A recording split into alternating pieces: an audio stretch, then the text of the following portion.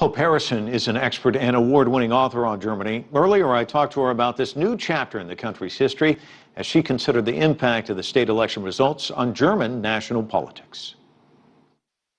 Chancellor Merkel is definitely fighting back. She feels very strong principles to keep the borders open, but she got a big message yesterday in the elections, and three of Germany's federal states who clearly feel that she is not paying attention to them.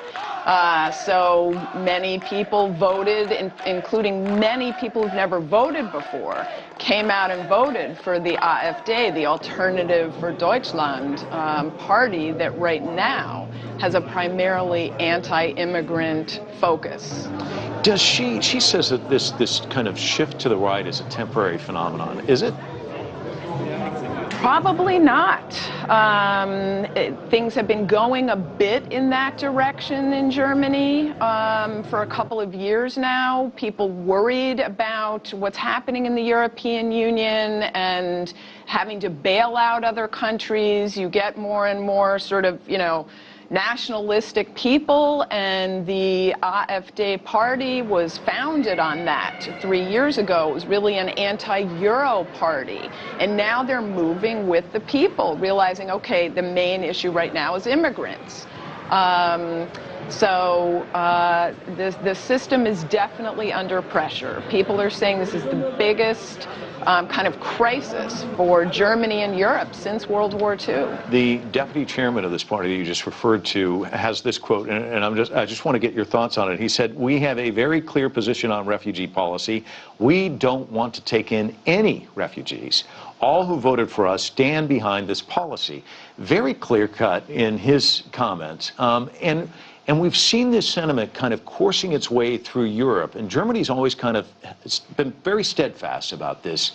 What does this say about the complexion of Europe, about Germany, about the direction forward?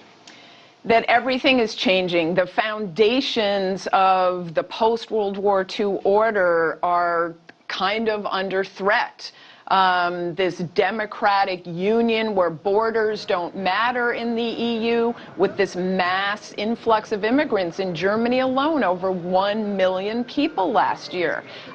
This makes voters, regular people, really nervous, and so they're wanting to put back up the borders. And Angela Merkel has been resisting that on principled grounds. These people are coming from war zones. We owe it to them to help them. But a lot of the people aren't in agreement with that. Angela Merkel, though, still very strongly positioned for herself. But what about her party? Yes, her party, the CDU, the Christian Democratic Union, definitely came under fire yesterday. She herself remains, there's sort of no one right behind her, no one to take over. But yes, people are voting for other parties, and so they're forming new coalition governments in some of the states that are making clear that voters want to see new kinds of policies.